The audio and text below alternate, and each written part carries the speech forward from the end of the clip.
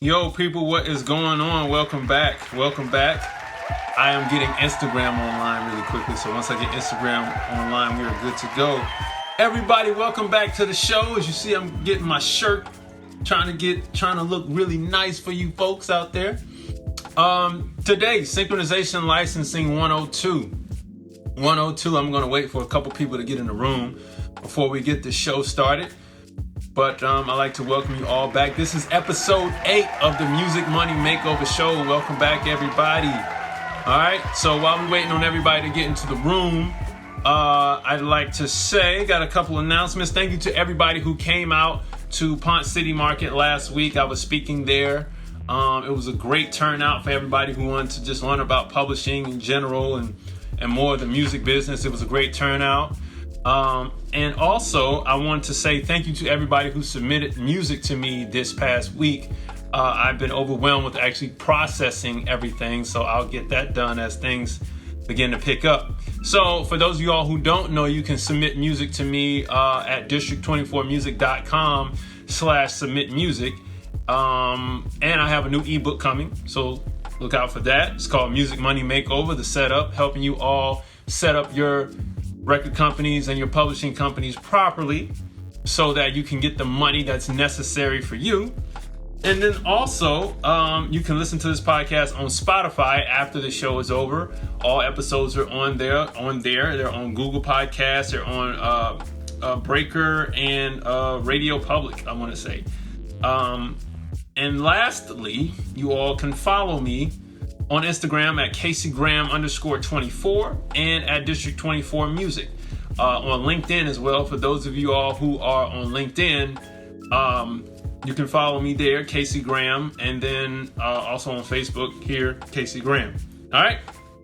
So as we get started, for those of you all who don't know, who are new to the stream, the main view is on Facebook. The second view is on Instagram. So if you're at a position where you can't make it to Facebook to watch the show, you can watch it on Instagram and in the second camera position. All right. So look, tonight, Synchronization 102. That's the show tonight. Last week we touched on a couple things with synchronization, and I kind of hit the basic topics of sync licenses, right? Because I didn't want to dig into it. Last week was a short show, and I know for those of you all who normally watch the show, I didn't do any recaps last week throughout the week. That's because I had so many submissions in the library and so many phone calls, and you can't. It's just been an amazing run so far. But last week, let me tell you what I touched on last week. I touched on the beginning stages of the sync licenses going back to 1926.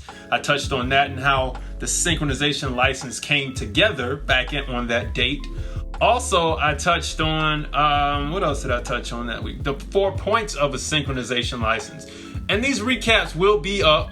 They'll be up this week. I'll promise you I will put them up. But last week we touched on the fee structure of the deal, the value of the song, the intended use, and the scope of the use of the song last year. I mean, not last year, but last week. It wasn't that long ago. All right, so those are the things that we touched on. It was a really short show last week, but this week we're getting into 102. So let's jump into it really, really quickly. And then I'll chat with you all after the show, okay? So here's one thing that kind of turned up in the last 2 weeks. There was and I don't have it in front of me. There was a Spotify panel. Well, not a panel, but just a talk that Spotify had with the supervisor. I forget her name, and I want to do it right. It was the Spotify collab session. And let's see. And in that session, the supervisor for Selma, and I want to be correct, so let me be correct about it. Y'all bear with me 1 second. Let's see. Music supervision. I pulled the points from that because I wanted to expound on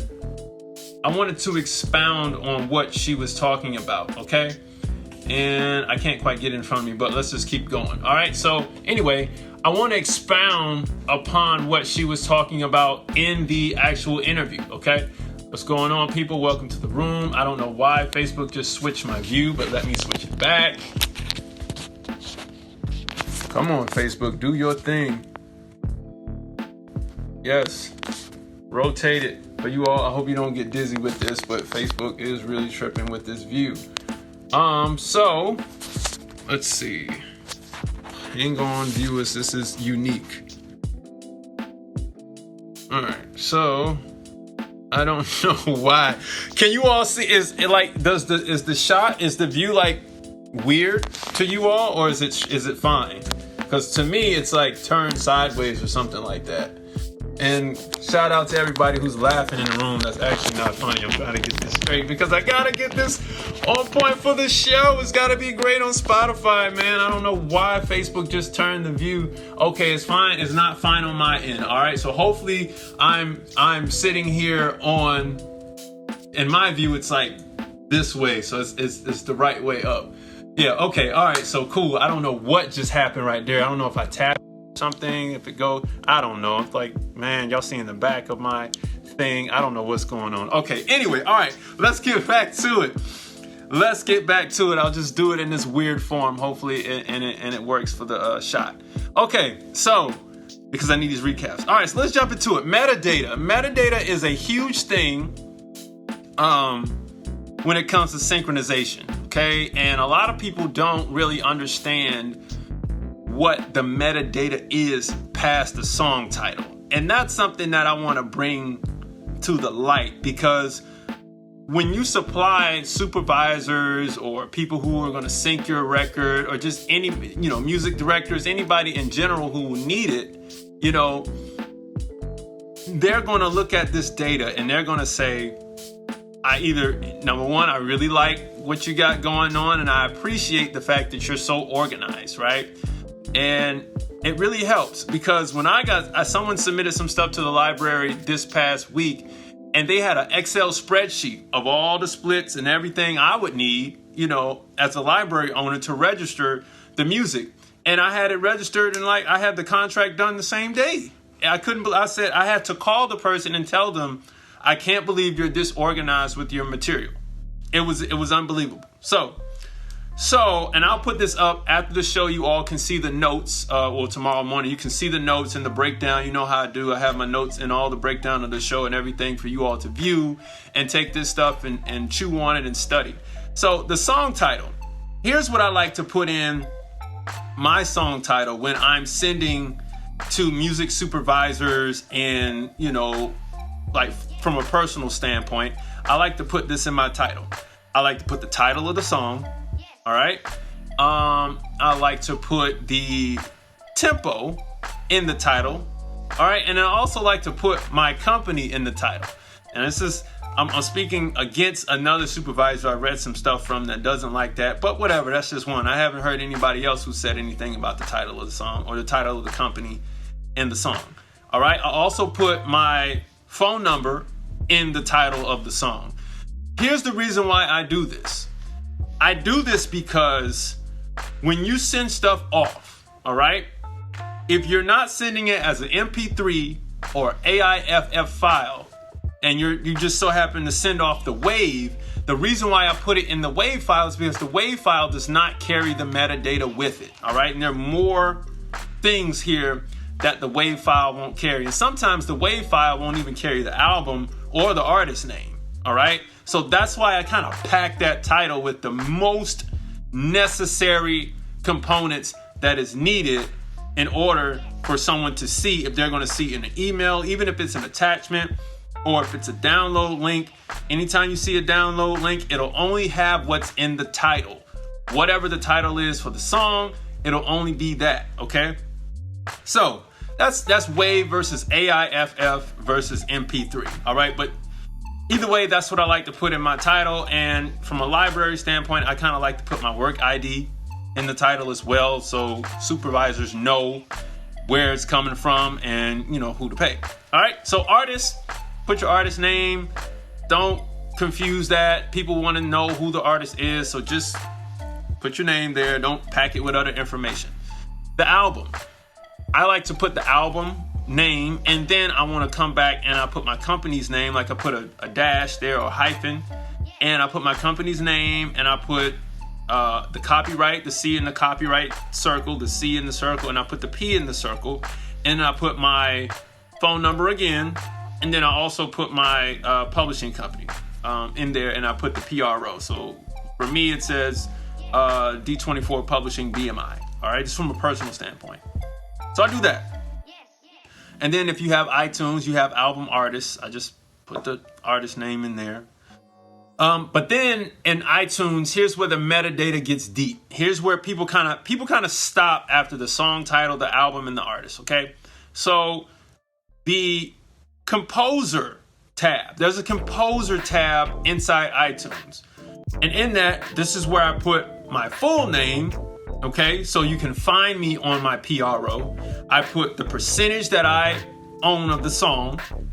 Okay, and then I also put the other writers in the composer section. All right, that's what I use that for. Okay, now on the grouping, there's another section, and I'll put screenshots in the notes so you all can see. So in the grouping section, there's another line, and this is where you want to put things like what it sounds like. So I want to start with my genre. So I'm reading from a song of mine. I have hip hop, comma, rap, comma, trap, urban, Atlanta, southern hip hop, bass, 808, hard, energy, Neptunes, Timbaland, Swiss beats. So I put all of the types of, genres it could fit in. Then I put the people that it's related to. Now, the reason why I do this is because you don't know what systems these supervisors are using. Everybody doesn't use the same thing, and you don't know what they can search and pull from. So I put all of that in the grouping because when they go through their systems, they're looking and then they're saying, I wonder if I could get some trap. They don't want, because if you understand hip hop is different than trap. Big difference. Rap is like the median point between hip hop and trap. Okay? And then urban would be like commercial hip hop, right? And then Atlanta is the region. So somebody might say, I want some Atlanta sounding music, man. There's a lot of people that say that because they associate Atlanta with a certain sound. That's why I have Atlanta in there. I have Southern hip hop in there. That's the reason why I have it in my grouping tab. Okay, so all of this stuff is compiled within that, within the grouping tab for the metadata. All right, then you have your standard, your genre. Okay, and Eric, put in the comment section. I want to know what Windows has, because I've always wanted to know what was the alternative. There's a couple people on here that actually use Windows for metadata. I haven't figured it out, and I don't know what Windows Media Player actually does with the metadata. I don't know, but I would like to explain to all my PC users what they can use to put metadata in their songs to submit. All right, and Eric, man, I want you to send some stuff to the library too. I hope you got the stuff taken care of with the ad placement that you were talking about the other day. Anyway, all right. So genre, you just give it one thing. Try not to put more than two in the genre tab. Okay. The year. Here's the funny thing about the year. This is from a personal standpoint. Shout out to Instagram. They're online, joining in. The personal thing that I do, and a lot of people may do, is if I feel that the song is not dated yet and I'm still sending, I will probably change the year. So let's say if it was released in 2017 and it's publicly released from 2017, then I'll leave it. If it's in the back catalog and I'm sending it out as something new to someone new, I'll change the year to 2019 so that it seems like it's fresh, right? It's a couple little tactics right there, okay? Also put the BPM in the BPM tab because BPM is good to know. Let's say if a sync licensor or a music supervisor wants to come in and say, hey, I need a song that sounds like this, the first thing I do, of course, you're going to go listen to the song. I'm going to check the BPM of that song, right? And then I'm going to go through my catalog and I'm going to check the BPM of that song to see if I have something that matches within 5 to 7 BPM. All right? Because if you can BPM match, coming from a DJ standpoint or a producer standpoint, when they're giving you the cue, that gives you a higher placement ratio. You know what I'm saying? So if they're asking for something that's 115, but you're coming in at 100, then that's going to change the mood of what they might be looking for or the editor might be looking for. So BPM is important because you want to make sure that you come in and it kind of fits that style. Hey, this works. Great. Perfect. All right. Now, comments. Here's the section where you throw everything in. All right. So your comment section is where I put things like this. So for those of you all don't know, we're going to educate you today. Okay, one stop. All right, this is a favorite word amongst sync licensors and music supervisors. All right, one stops pertain to the fact that, okay, you own the master and you own the publishing, or you are the publisher. Okay, one stop. Oh, really cool, great, good to go. One stop. Done. I only have to stop at you. Two stops, as long as everybody's in the same boat together and we're on the same page, fine. Okay, and that would usually be like your music libraries, because the supervisors are not going to the writers to clear your records. Okay, they're clearing two sides. They're clearing it with the master holder, which is the record label, and they're clearing the song with the publisher. All right. They're not going and clearing the song with the writers, because the publisher will take care of the writers. All right. That's what happens in a sync deal. Okay. Now, that with all of that in your metadata, you should be good to go. You are totally thorough at this point. All right. There's really nothing else outside of the splits that you will need to add. Now, from an instrumental standpoint, we're good. From a song standpoint, the last thing that you need are the lyrics in the metadata, right? If you want to be totally thorough, drop the lyrics in there. Why? Because sometimes if they really love a song, depending on what system or cataloging system they're using, the lyrics will be right there. If they can look in it and say, ooh, I can use it, I can put the cue, bam, right there on that line.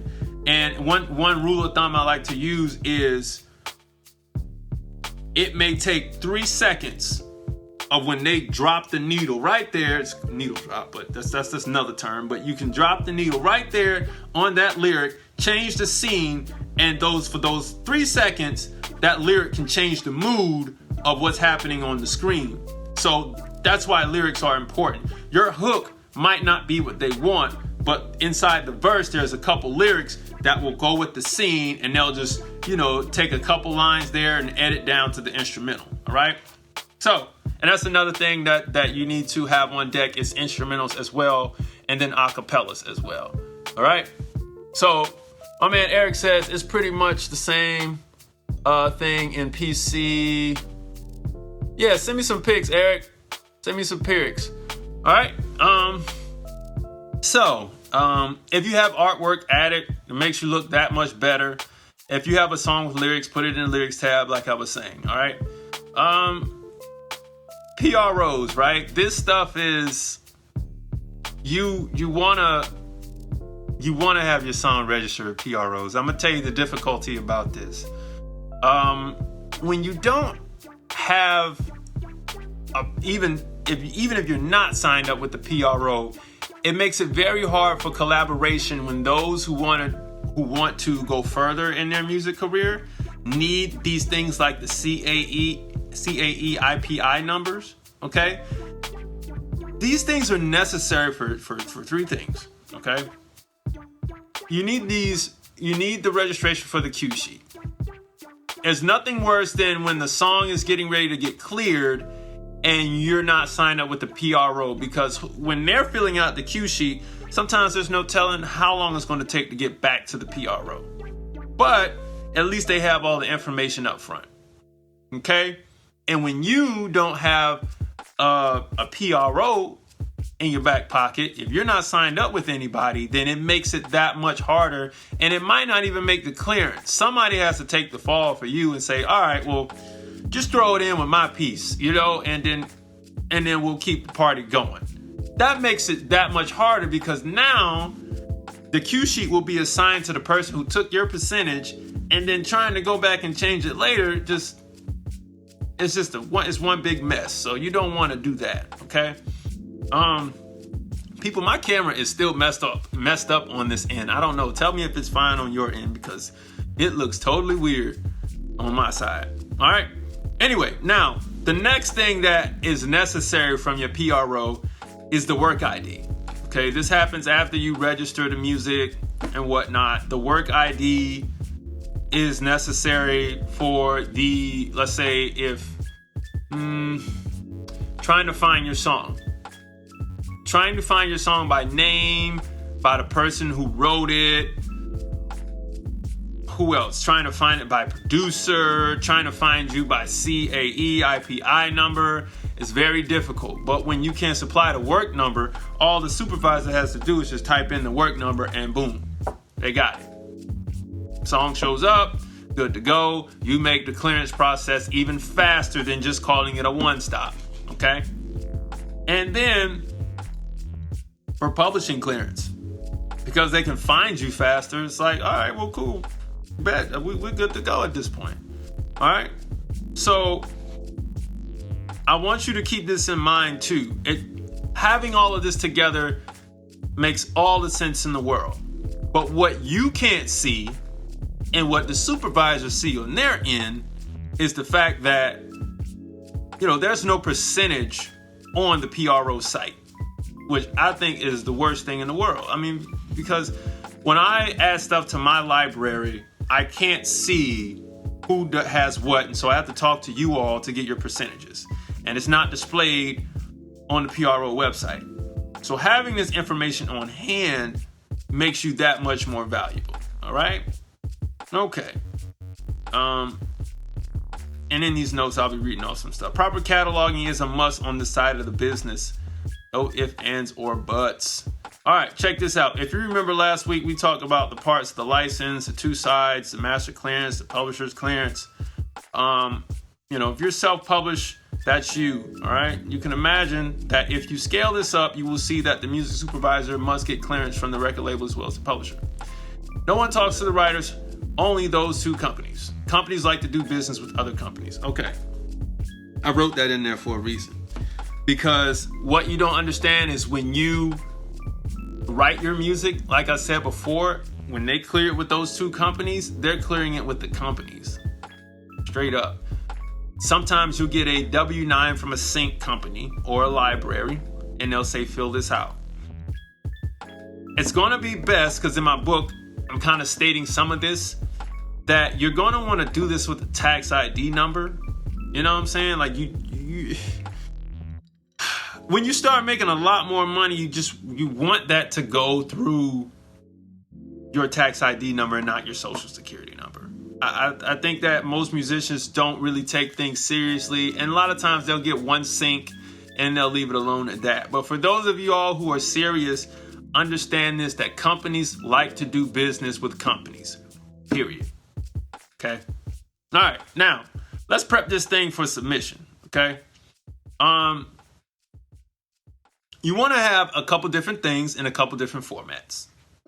Here's what I think is necessary. What I think is necessary is the AIFF version. WAV is standard. It's been standard in the audio community for a long time. I get it. But when it comes to submission, like I said earlier in the stream, it just doesn't hold everything. So you want to keep the WAV on hand for those diehard WAV fans, but AIFF is really the go-to thing when you want to keep all your metadata intact. All right, so now and have your MP3 versions as well, because sometimes people don't want the WAV version off top. They just need a smaller version to throw into their library, and they'll request the WAV from you as long as your contact information is in the metadata. And let me add that the AIFF file and the MP3 file The AIFF file and the MP3 file hold metadata, not the WAV. So just keep that in mind, okay? Now, here are the versions that you're gonna want. You're gonna want a main version. And if your song is clean, then that'll just be the main version. You're going to want an acapella version just for those detailed editors. You're going to want the instrumental version because the main version and the instrumental version are going to be the most necessary and most requested versions because sometimes they want to go straight from the selection of the lyrics that they wanted to use back down to the instrumental, okay? Now, for those types of edits, here's where it's important for the editor to have the BPM.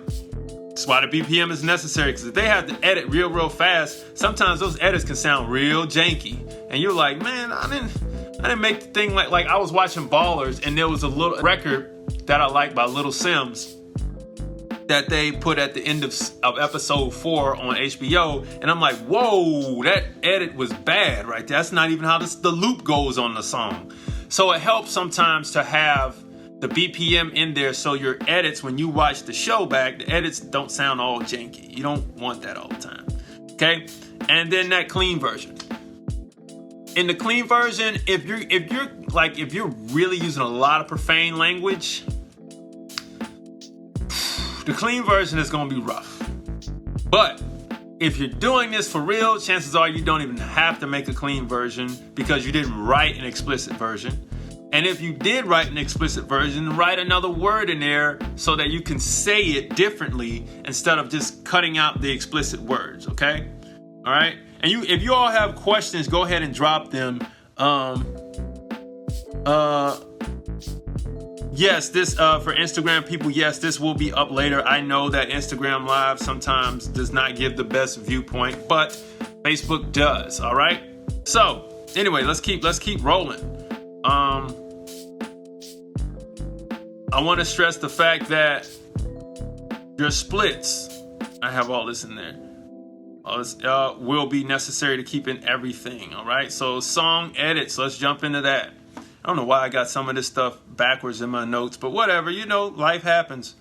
All right, so song edits, what do you need to help out the supervisor? What's best to have on hand, okay? Here, if you're going to be totally thorough, and if you're going to run a library or you're going to run a sync company or you just want to have your personal library ready to go for people, what's going to be necessary is a full edit. What is that? What is it? Audio Jungle? Well, Audio Jungle likes to call an intro and an indent, which is about a minute, okay? And here's a little tidbit when it comes to scoring stuff.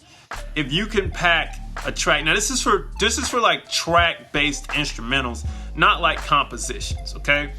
If you can pack the song with everything in the first minute, so you build it up, like let's say we're making hip-hop tracks or whatever like that, we start with the intro,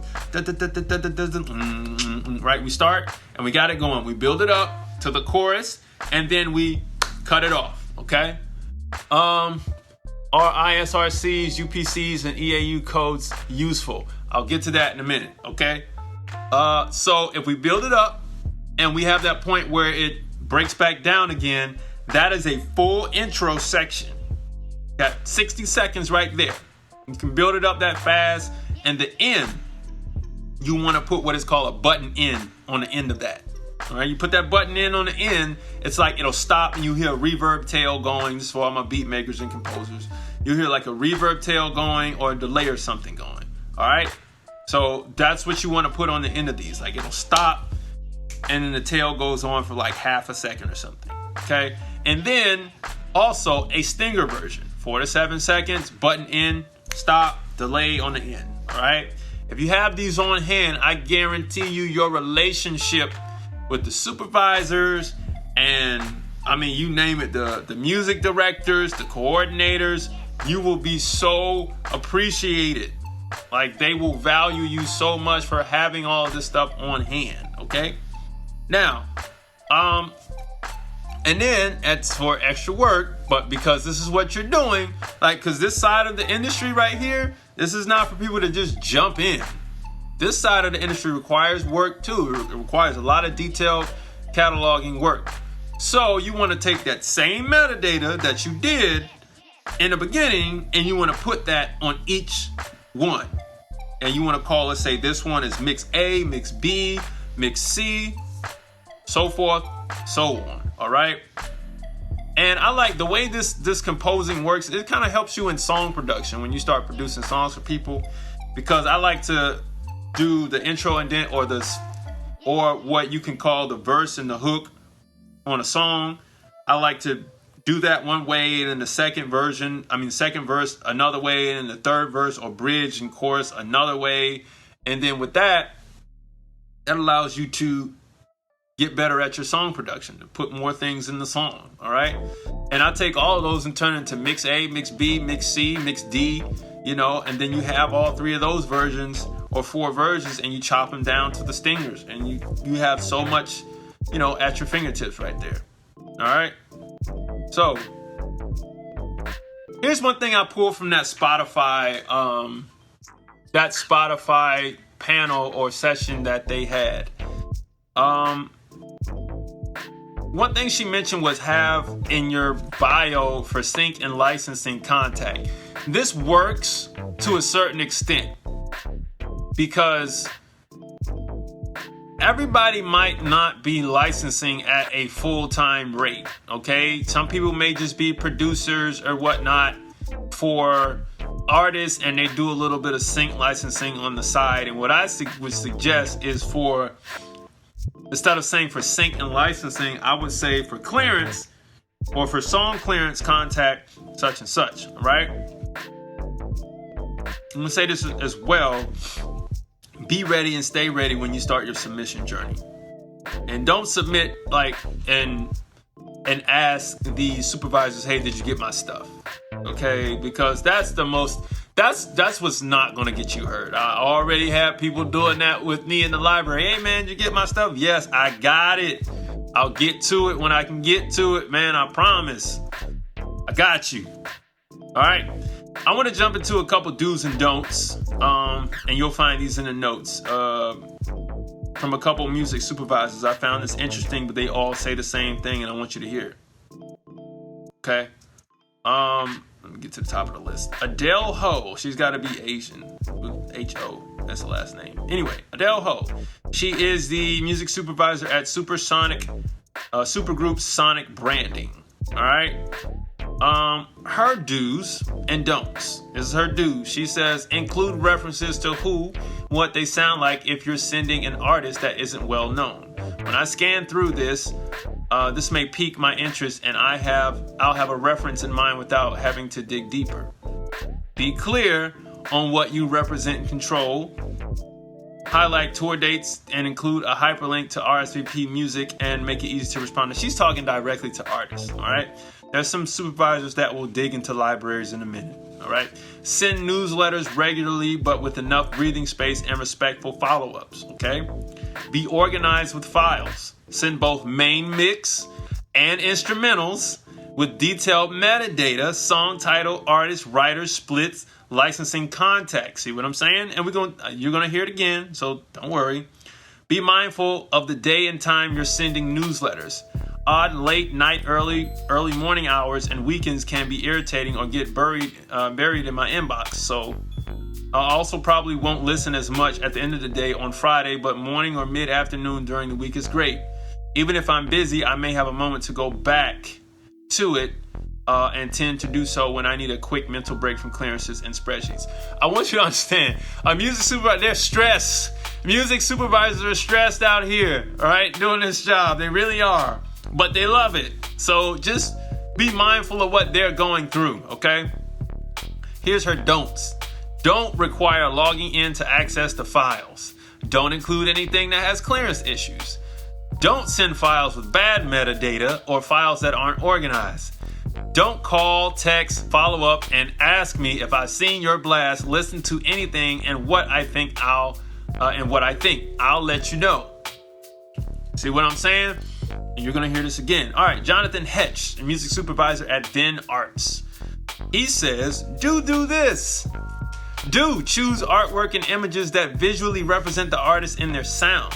Do include links to both main mixes and instrumentals. Do include images, links, and clear statement of artist name and song title in the file. Do include links to both, this is a program for music supervisors, but Disco and Spotify. Do check every link before sending the email so you don't have to follow up with corrected links or make me ask for them. That's the worst thing. When you send an email, and then you have to go back, oh, that was the wrong link, let me send this. And then everybody has it. It's already, then they have to figure out which email is right. They don't have time for that. Double check your emails before you send those blasts, people. Now, don't include the entire artist roster in the body of the newsletter. Don't include links that expire. Don't send anything that's off the table for licensing, either because the artist isn't interested or the samples haven't been cleared. Don't text or call or send private social media messages to make sure I've seen something. I don't like to receive random phone calls without a scheduled appointment.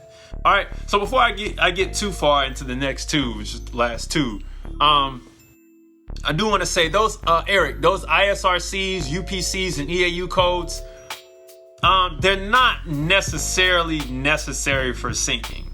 Really, the numbers that are necessary for syncing is the work number to find your song and the CAE IPI number to find you as a writer or a publisher. All right, everything else is, by the time they have that, it's cool. You're good to go. All right, so this is Jess Moore, music supervisor at Level 2 Music. Let's read these do's. All right, do send a personal message to me with the playlist if you can. Tell me what it is. Do include as much info as you can about the copyrights of the list and each song, with info like one-stop clearance, owns master, email addresses of managers. Do send publishing splits. Do send the publishing company name. Do send the master company name or contact. And do include the release date. It's also very helpful. That's the first. I really haven't heard that one, but okay. So she didn't have any don'ts, but I imagine they're the same. This is Michael Sherwood, music director at Big Picture. He says, his is very detailed, but this is the last one. He says this: make sure your email address shows me your name. I've missed so many emails from people I know and trust because it's from a generic company address or something else I don't recognize. All right. Do a test download of your files. Throw them in iTunes or a simple metadata editor app like Metadata. I've never heard of that, but I'll check it out to see what the metadata looks like to someone outside your company. So many labeling mistakes could be caught that way. If there's album art, use that instead of a company logo. Your music is just a small part of the whole pie, and anything you can do to communicate its character, like album art, is so much more useful than making sure I know it's yours. Keep in mind that your metadata is your packaging. And his last do was please send AIFs instead of waves. They are essentially identical. Quality as well. They're identical in quality. But unless both the sender and receiver know what they're doing, waves carry no metadata. You wouldn't send a CD with a Sharpie written label and a blank sleeve, and that's what the waves are. They're just blank. That's how they show up on the other end. All right? So that's from a couple of music supervisors, but that's me as well. Like, you have to, it's just a lot of this is through trial and error, but that's why I kind of packed the most necessary information in the song title. And then, after that, it's just on to the races. Let's see. Work number. How do we obtain that number? Okay. So let's say once you register your song with your PRO, okay, the work number will show, and in the registration, once they give it back, like for BMI, you'll send it in, they'll give it back. For ASCAP, it happens right away. It'll be in the registration. All right, so it'll say work ID number. That's what it is. That goes to the song. All right. Nobody really uses ISWC in the sync world. They use work numbers, okay, because they need to put that on the cue sheet. So if you can just give them all the information up front so that they know where to go find your song, then you'll be good to go. All right. Hey, let's jump into a little bit of news. I'm just going to give you a couple headlines because it's been kind of dry this week. Nothing has really happened that has been important except for the music. I mean, the MLC, the Mechanical Licensing Committee that the government is setting up, and I'm quite confused on what this will be. So let me jump into that real quick.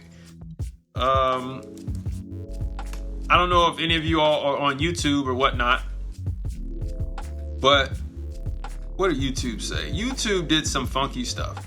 YouTube can't decide who should be verified. Pisses off its whole platform.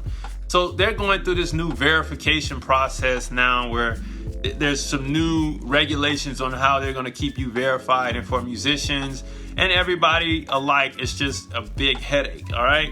I mean, YouTube is just really ridiculous with their verifications, all right? Now, the Mechanical Licensing, I thought it was Mechanical Licensing Collective. It sounds like some janky stuff is going on because last week, 2 members of that collective left. These were supposed to be appointed by the government. That's what everybody went to Capitol Hill fighting for last year. 2 people left. But the request to get the company started, or the collective started, they're requesting $66.25 million. And I'm trying to figure out where this funding is coming from just to get it started. I mean, that's a lot of cash. All right. Sound Exchange's CEO is reported to be a part of that. And Digital Music News is reporting that CEO likes to take a little hefty salary of about 7 figures, so around the $1 million mark. So I don't know. We'll see what comes of that. I'm trying to figure out anything else that may be kind of cool here.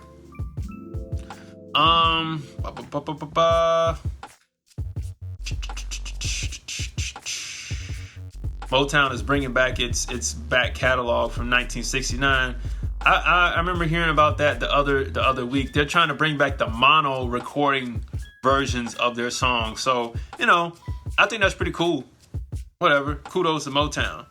But that's been pretty much it. It's been dry in the music industry this week. But last month, man, there was so many shakeups. Fourth quarter shakeups at record labels are coming, people. So for my people on here that are independent artists, and you're seeking these deals, you got to know what's going on at the record labels, because the A&R you were seeking, 3 months ago might not be there right now. They might have gotten fired. It's shakeup season, it's firing season, and hiring season. So you got to watch your guys, watch the crew, and see what's going on.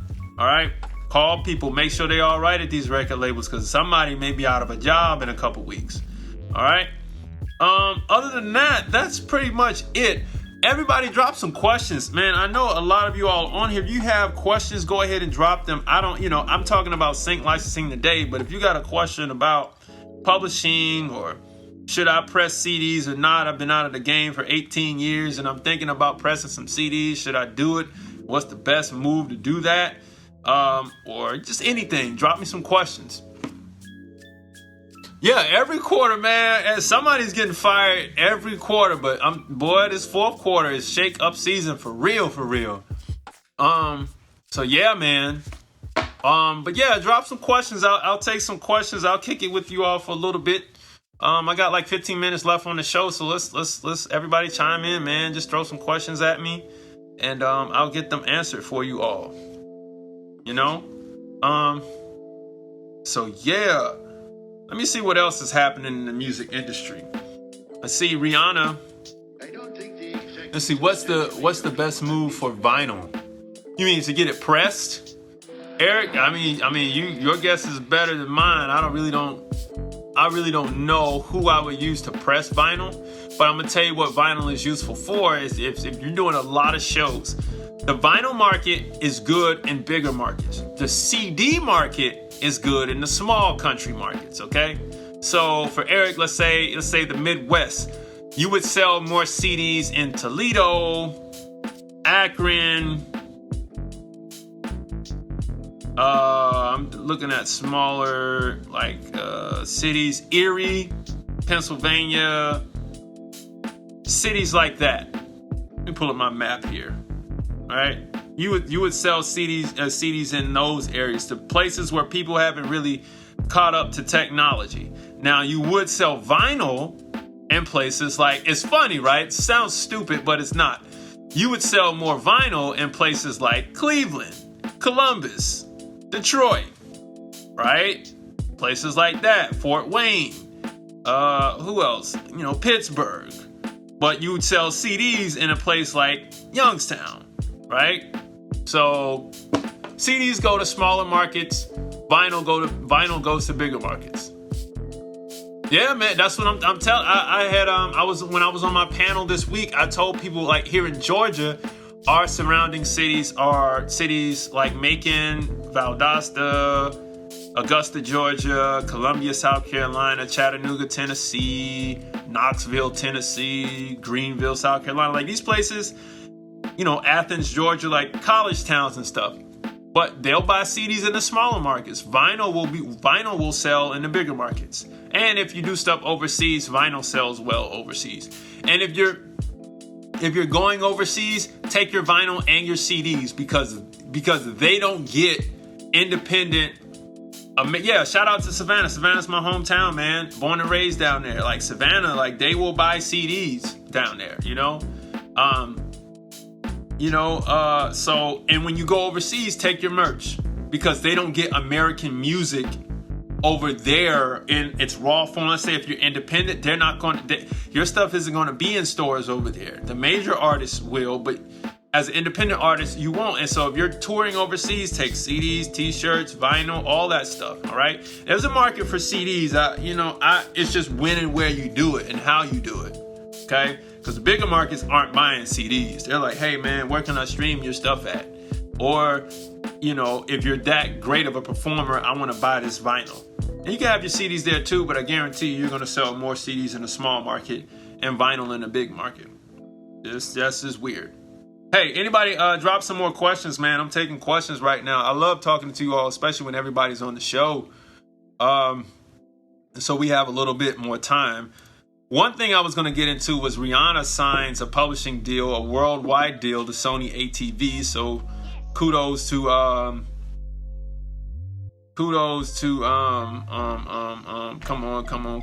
on, man. Big John. I was trying to get it out. Kudos to John Platt for signing Rihanna to ATV.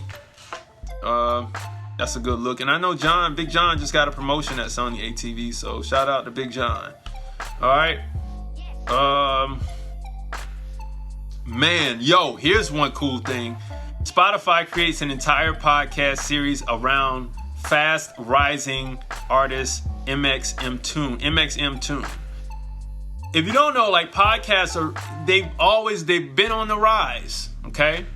But podcasts, like I'm starting to see where as Spotify invests in that market, they're curating mini series podcasts around artists for promo. So this is a new space and people are doing a lot of new innovative things with these podcasts. So I'm excited to see where they go. All right. Yeah, man. Hey, I bought some thumb drives from somebody at a show. My man Eric says, I saw somebody selling thumb drives at a show. Thoughts on thumb drives? Thumb drives are like merch. And I think that the most unique thumb drives are the flat business card thumb drives that flip out, like because it's like a card, but it has the little USB thing on it. I think those are the most unique ones that you can have on hand. I don't really dig the regular thumb drive things because it's almost like a pen. Everybody has a pen or something, but the flat thumb drives, they're expensive, but they're a good branding piece. And if you're selling that as a card with the music on it, I think that that's dope. But the standard thumb drives, the cheaper ones that you can get like in bulk, I don't really like those because there's nothing unique about them. So yeah, thumb drives are cool as well with your music on it. The only problem with thumb drives is that a lot of people still have computers with USB, but as PC and Mac are starting to go to USB-C, you don't really, I haven't seen, maybe they are, I don't know. I haven't seen USB-C thumb drives. So I don't know. USB-C thumb drives. Let me see. I mean, wow. Okay, yes, they are.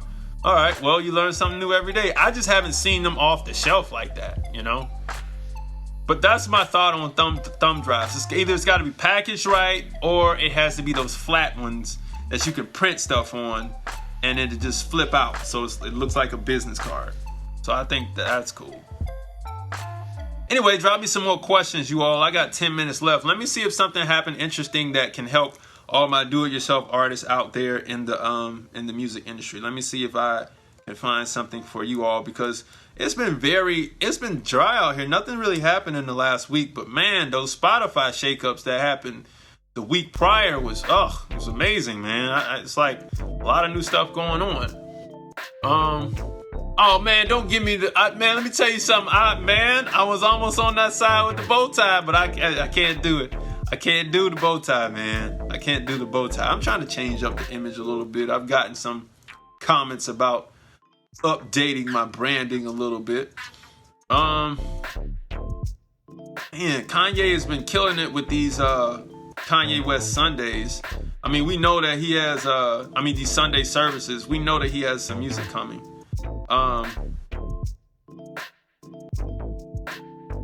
Wow. The rapper The Baby will be dropping a new album. I think that's really fast, really soon, but it's content. Let me see. Scooter Braun. What's Scooter Braun's next move? Buy up some more catalog. Let's see. Let's see what he's talking about. Oh, don't forget, the Clive Davis documentary is out. Go watch that on Netflix. I haven't watched it yet, but I'm gonna tell you what's dope is the Berry Gordy documentary on Showtime. Now that, you wanna learn something about music and producing it, man, the Motown documentary on Showtime that documentary that has to be the best music documentary of this year. Looks like Scooter Braun is making some tech moves out here, so I don't know. We'll see what's going on there. Let's see. That's about it, man. It's really been dry out here.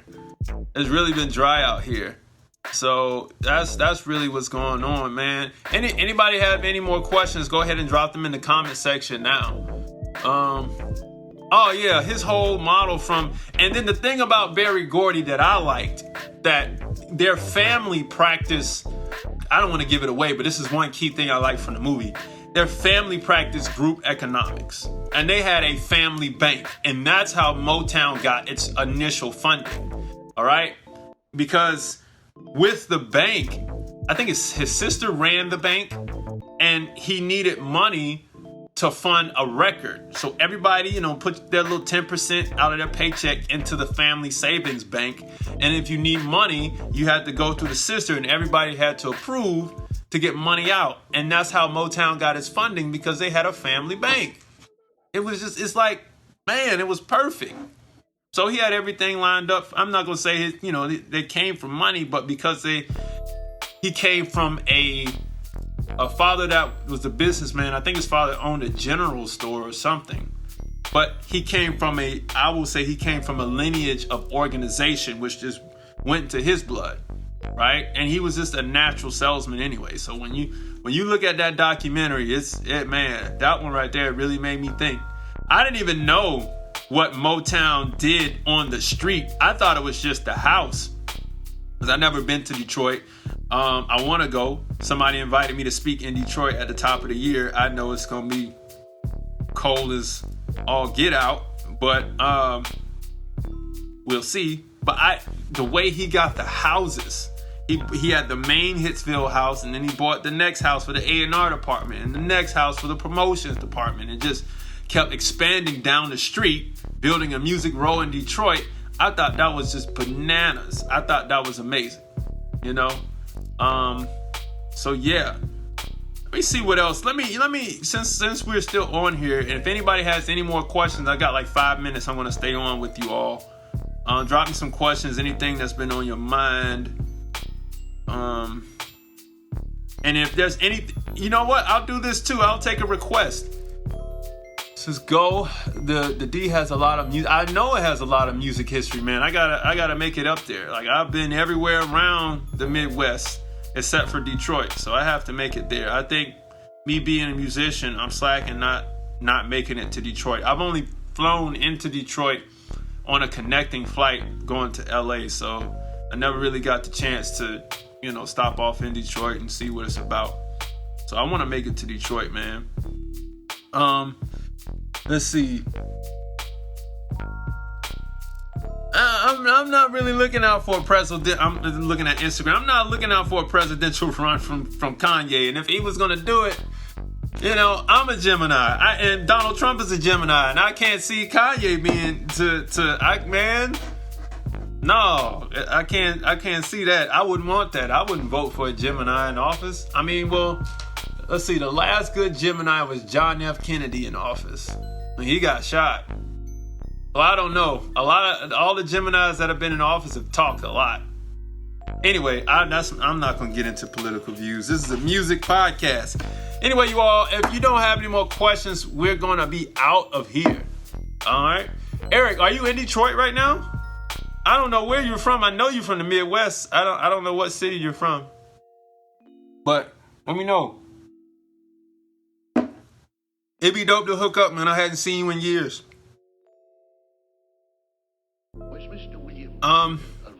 So quick recap, since we're still on here. I want you all to remember these key things from the show. It's been great, man. I love all the love and support.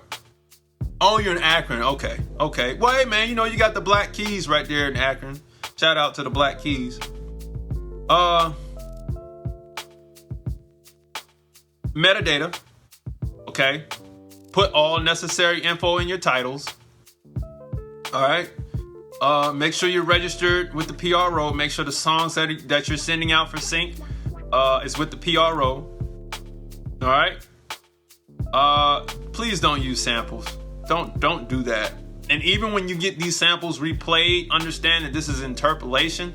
That's what actually, man, it's a little late in the show, but I didn't touch on that. I knew I skipped something. All right. But when you replay a sample, it's called an interpolation. Okay. And with the interpolation being there, it's still unclearable. And I'll give you a little story time. I was submitting music and talking to the music supervisor for the movie Keanu with, Key and Peele and all of that. And when I was submitting to that when I was submitting to that movie, the music supervisor, Jojo Villanueva, he said that, hey man, I really like this song. And I think it's cute because I did a version like of Snoop Dogg's Snoop Dogg, the name what's my name or whatever. And we said, because the movie has a cat in it, we said meow yow yow yippee yo yippee yay. That right there is an interpolation. And that right there they cannot clear. And he said, man, I really like it, but I can't do it because the clearance money that we have is not going to cover what it's going to take to clear the interpolation. So even if you don't sample and you re-say something in a lyric form or melody form and it's too close, like severely too close, then it ends up not being clearable. So you got to watch those interpolations or those samples replayed or something that sounds so close, because these companies have what they call musicologists. People who have a great knowledge of music, and they will listen to it and say, it's really close to this song or this sample or whatever, and then they'll take you out of the running. So watch that. All right? Don't forget your main versions, your acapella versions, your instrumental versions, your clean versions. Contact information everywhere. And then your splits, make sure they're there. Okay? And then also your song edits, full songs, intro indents, stingers, all that stuff. All right? So, hey, look, you all, that has been the show today. Let me get these last minute things. Yeah, man, and I don't like that Pharrell Robin Thicke case. I don't, because that was an interpolation. That was not a sample, but it was so close. It was so close. And shout out to Instagram. They're about to cut you all off, but I'll see you all next week. But on Facebook, we still rocking. So with the Robin Thicke thing, here's my opinion on that. There are a lot of people in the music industry that didn't like that, because a lot of times we will interpolate stuff. We will play things so closely. When I listened to them back to back and I lined them up in Pro Tools and I looked at them, they sounded like what Pharrell did was took the samples from the actual drum sounds and played it in a different pattern. And that's what it sounded like they did with that song. Now, even if they didn't do that, it's not like cowbells and sticks and all that stuff is that hard to replicate, okay?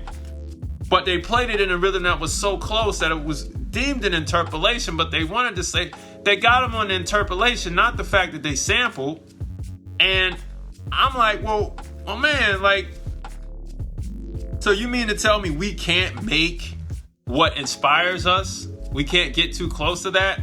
And because they made the interpolation, yes, you're supposed to clear the interpolation, but the way the case went down, a lot of people didn't like it. I didn't like it. There were a lot of musicians that just didn't agree with what came down on the judge's part, and I didn't either, because I just felt like it just took away a lot of freedom. So, but anyway, hey, look, that's my viewpoint on that. Hey, you all, that is the end of the show. You can catch all of this on Spotify, Breaker, Google Podcasts, Radio Public, and Anchor. All right, don't forget to follow me on Instagram at CaseyGraham_24.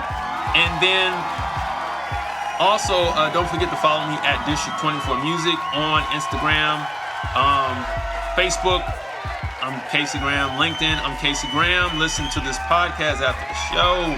New ebook is coming soon. It's already in its proofreading stages and it's pretty much done. So be on the lookout for that. And also, if you want to submit music to the library, go to district24music.com/submit music. Fill out the form and send me some music. I'll check it out.